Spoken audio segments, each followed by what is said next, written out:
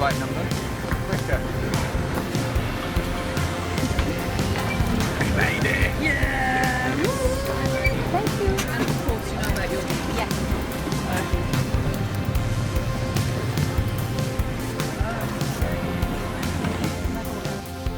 He is arguably the most famous person in history. Over 2 billion people claim to follow him. That's 1/3 of the world's population. He's represented in art and literature more than any other figure. Time magazine called him the most influential person who has ever lived. But who is Jesus?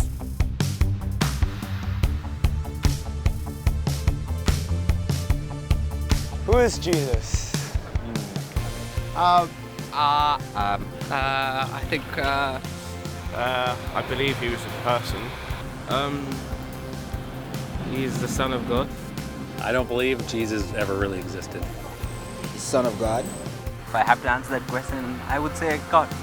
he plays on the wing for Chelsea. If you read the Bible, I don't think I believe in all of that. Everything. He can be any, but for me, he's everything. Who is Jesus? To be honest with you, I don't know. I'm not super religious or anything, so I mean, I guess he's a savior or something. Personally, I think that Jesus was probably a really cool dude who lived a long time ago and gave great advice to people, and it snowballed from there.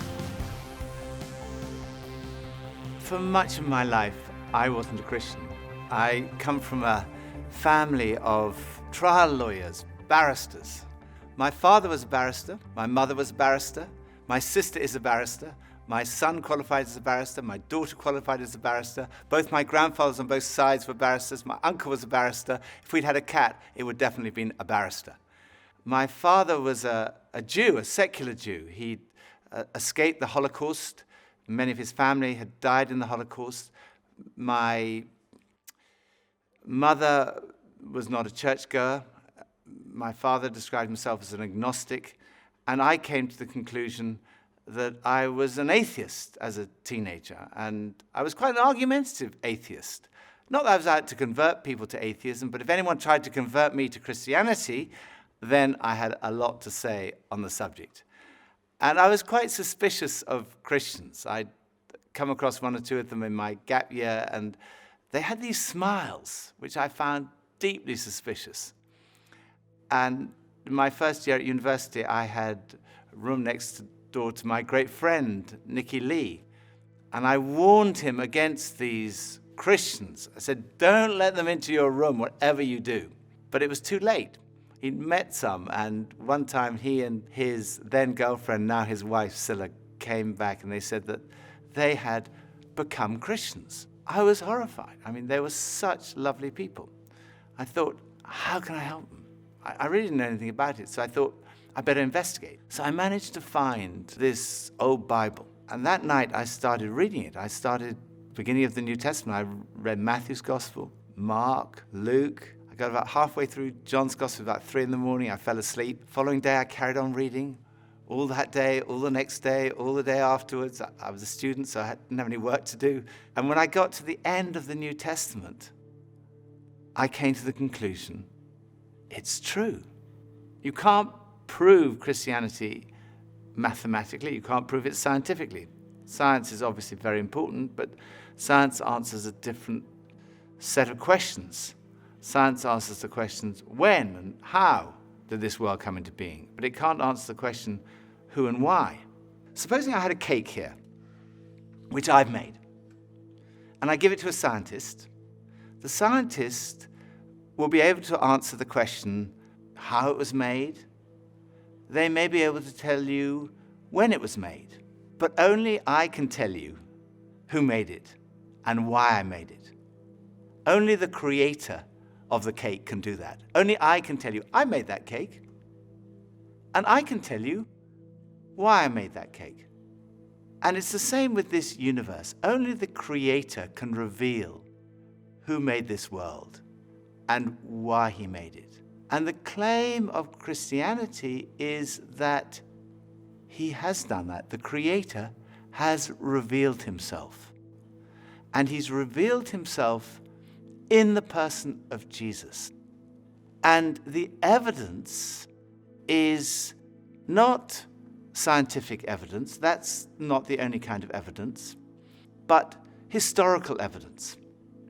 When I was a barrister, that's what we relied on. We relied on historical evidence that we presented to a jury. It was things that had happened in the past. They weren't there. Every time a jury brings back a verdict, it's a step of faith based on evidence. And I myself could not be a Christian if I didn't believe there was evidence. I couldn't just take a blind leap of faith. For me, faith in Jesus is a step of faith based on good historical evidence. Why start with Jesus, you might say? I didn't even believe there was a God, but I came to believe in God through Jesus because the resurrection of Jesus strongly suggests that this world has a creator and that creator is to be seen in terms of, through the lens of, Jesus. Jesus of Nazareth is believed to have walked these streets around 2,000 years ago. But is there any evidence that he even existed? Well, there's actually quite a lot of evidence. No serious historian would deny that Jesus existed. The Roman historians Tacitus and Suetonius wrote about Jesus, as did the first century Jewish historian Josephus. He described him as Jesus, a doer of wonderful works, and then he goes on to describe his crucifixion and alleged resurrection. So there's evidence outside of the New Testament for the existence of Jesus, but most of the evidence comes from within inside the New Testament. And sometimes people say, well, the New Testament was written such a long time ago. How do we know what was written down hasn't been changed over the years? Well, the answer is that we do know because of a science called textual criticism. Textual criticism examines the number of copies of early texts that we have available to us today, and it looks at the time gap between the original document and the earliest copy that we have. And basically, the more manuscripts we have and the earlier they are, the less doubt there's going to be about the original. So let's compare the Bible to other texts in ancient history, ones that are widely used in schools and universities. Let's look at the Greek historians Herodotus and Thucydides. They both wrote in the 5th century BC. But the earliest copy of their writings that we have dates from AD 900, and that makes a 1300-year time lapse. And even then, we only have 8 copies of these manuscripts in the first place. Or look at the Roman historian Tacitus. There's a 1,000-year gap between his book being written and our first manuscript, and we only have 20 copies. Or another classic, Caesar's Gallic War, 950 years between the book being written and our first manuscript copy. And even then, we only have 9 or 10 copies of these manuscripts. Again, with Livy's famous History of Rome, a 900-year gap between the book being written and our first manuscript, and we only have 20 copies of this. But when it comes to the New Testament, well, it's very different. The New Testament was written between about 40 and 100 AD, and we have manuscript evidence going back as early as 130 AD, and full manuscripts by 350 AD. And we have more than 5,300 Greek manuscripts, 10,000 Latin translations, and 9,300 others. So, we can be pretty confident in the accuracy, the authenticity, and the integrity of the New Testament scriptures that have been passed down to us today. The remarkable thing about the Bible is there's such a short chronological distance between the events being described and our first manuscripts. So in many ways, the Bible scholars are in a very fortunate position of being able to check these things out and finding that they are much more reliable than, for example, some of the alternatives you're looking at. And as a scholar, I am more than happy to say, I trust this, I take it very, very seriously, I rely on it. Professor F.J.A. Hort, one of the greatest scholars in the area of textual criticism, concluded that, in the variety and fullness of the evidence on which it rests, the text of the New Testament stands absolutely and unapproachably alone amongst ancient prose writings, and no secular historian would disagree with that conclusion. So we know from evidence outside and inside the New Testament that Jesus existed. But who was he? Well, we know that he was fully human. He had a human body. He ate, he drank, he sweated, he got tired, he suffered pain. And he had human emotions, love, joy, sadness, and human experiences. He had the experience of growing up in a family, of education, of having a job, of being tempted. And he experienced bereavement and suffering and torture and even death. Many today would say, okay, he was a human being, but only a human being. Maybe he was a great religious teacher, but no more than that. Others would say he was much more than that. Bono, the lead singer of the band U2, has said, "I don't think you're let off easily by saying he was a great thinker or philosopher, because actually he went around saying he was the Messiah. That's why he was crucified. He was crucified because he said he was the Son of God. So he either, in my view, was the Son of God or he was nuts. And I find it hard to accept that all the millions and millions of lives, half the earth, for nearly 2,000 years, have felt their lives touched and inspired by some nutter. I don't believe it." He went on to say, "I believe that Jesus was the Son of God." What evidence is there to suggest that Jesus was more than just a great religious teacher? There are two parts to this argument. The first is, what did Jesus think about himself? Because if Jesus didn't think he was God, that's the end of the argument. But if he did, the second part of the argument is, was he right? So, what did Jesus say about himself? First piece of evidence is the fact that his teaching was centered on himself.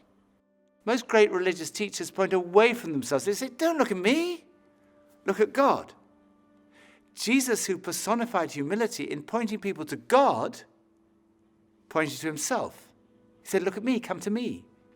We've talked about this search for meaning and purpose, that feeling of like a spiritual hunger that other things don't quite satisfy. Jesus said, I am the bread of life. I'm the one who can satisfy that spiritual hunger. Addiction is a major problem in our society. Jesus said, if the Son, in other words, if he himself sets you free, you will be free indeed. Then there's all the stuff we carry around, worry, anxiety, guilt, fear.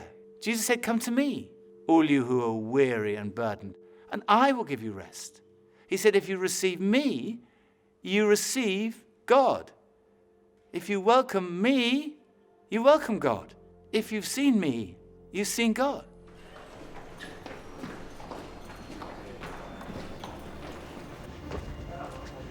Forgiveness is right at the heart of Christianity. Jesus went up to people and said, your sins are forgiven. Now, if someone sins against you, then you can forgive them, but you can't just walk up to anyone and say your sins are forgiven.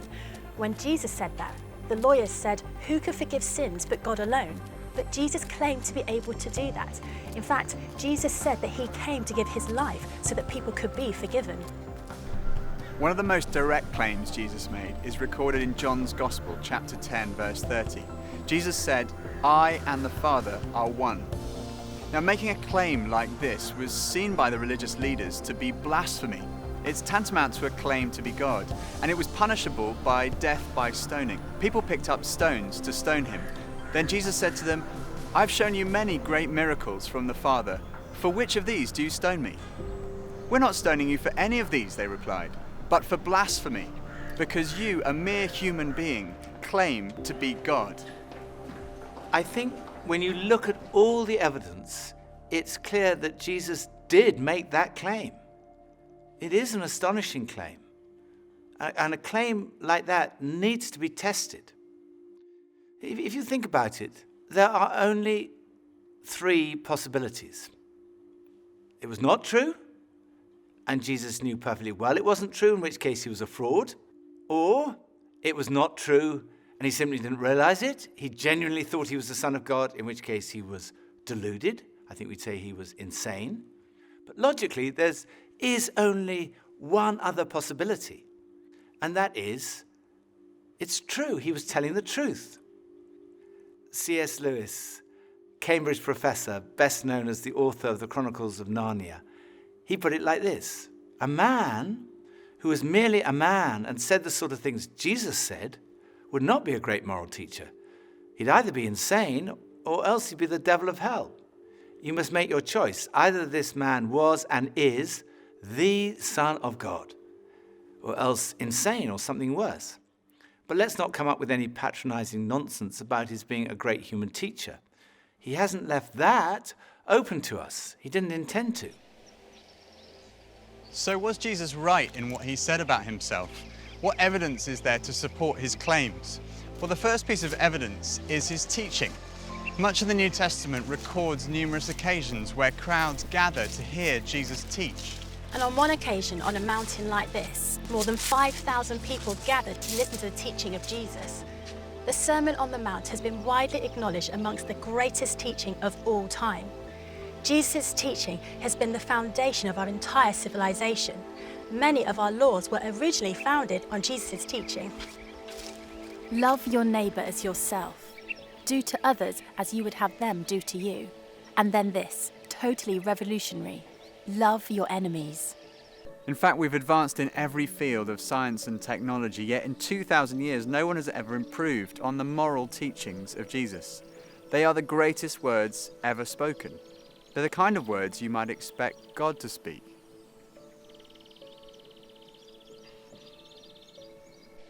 Another thing that marked Jesus' life was his love for the marginalised, feeding the hungry, healing the sick.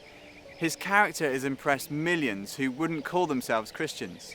Time magazine called him the most persistent symbol of purity, selflessness and love in the history of Western humanity.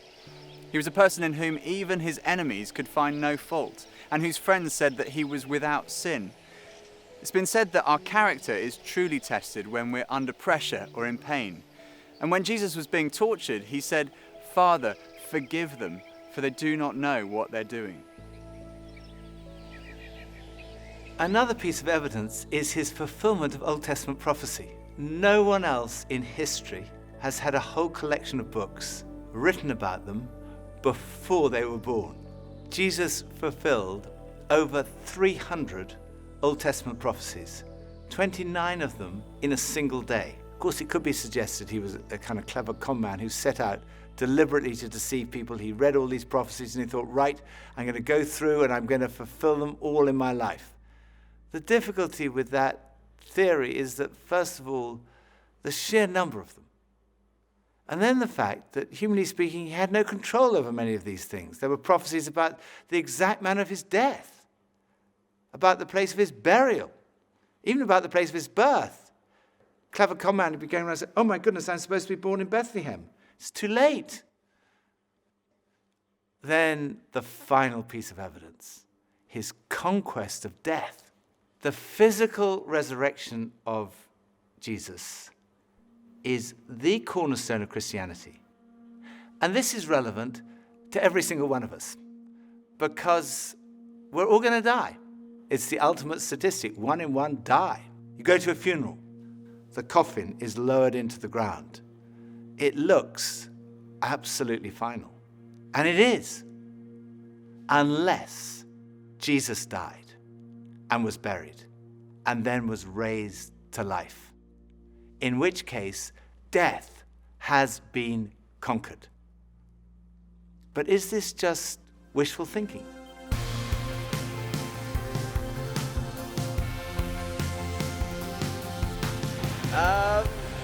Rose from the dead. That's what I was taught. I don't know, I can't say yes or no. Yes, I do believe that Jesus rose from the dead. As a man of science, I think that's pretty impossible. I believe so. Yes I did. I definitely don't think that Jesus rose from the dead. Yeah, I don't think he did. No, Jesus did not come back from the dead. That's ridiculous. Well, it could be used as a metaphor, right? Could have been a drug trip. Yeah, of course he did. I do believe in that, 100%. Just the relationship that I have with him is proof enough. I'm not sure. I haven't looked that up. I don't know. I don't know. There are 4 pieces of evidence for the resurrection. The first is his absence from the tomb. No one has ever satisfactorily explained how Jesus' body was absent from the tomb that first Easter day. People have come up with all kinds of explanations. For example, maybe the authorities stole the body. Well, in that case, why didn't they produce it when people started saying that he'd risen from the dead? Or perhaps the robbers stole the body.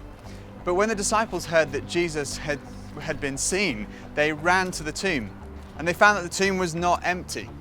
Inside the tomb were the grave clothes that Jesus had been wrapped in. The only valuable thing that a robber might have taken was still there.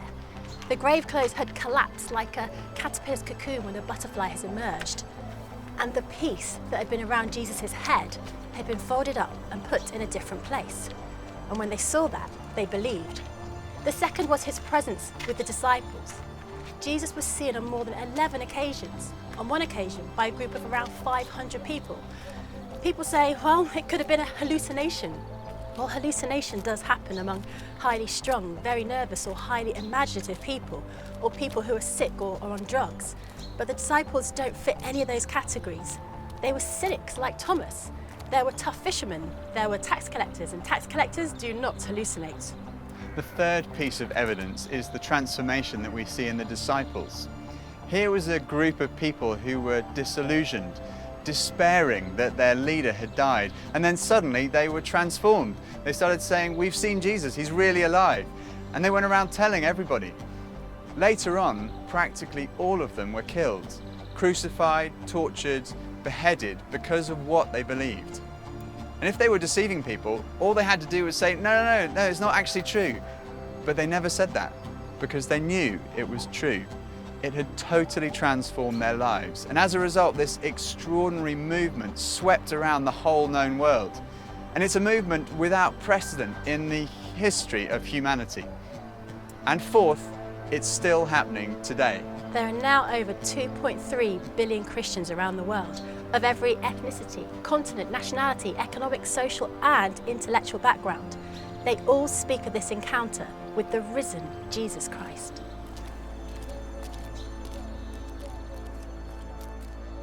So what are we to make of Jesus?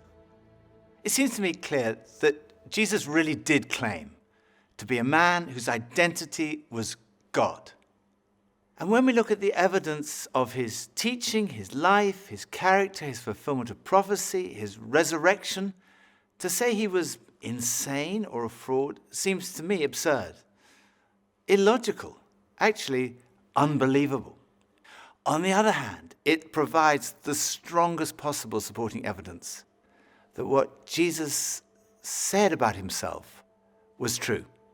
And when I looked at the evidence, when I read the New Testament, I came to the conclusion it is true. I didn't want to become a Christian because I thought if I became a Christian, life would be totally miserable from that moment onwards. So I tried to put it off. I thought I'll put off becoming a Christian to my deathbed. And then I realized that would not be intellectually honest. So very reluctantly, I kind of said, okay. Yes. And at that moment, I can still remember that moment so clearly. It dropped from here, from my head, being convinced it was true, to here in my heart, having an experience of a relationship with Jesus. And finding what, I guess looking back, unconsciously, I'd been searching for all my life. Something that provided ultimate meaning and purpose to my life. It was the very last place on earth that I expected to find it. But at that moment, I found that what Jesus said was true. Jesus said, I have come that you might have life and life in all its fullness. It really is true that God has revealed himself in Jesus. Jesus really is who he claimed to be. Jesus really did rise from the dead. There is hope beyond this life. There is hope for this life. Right now, in this life, in an encounter with Jesus, we find life and life in all its fullness.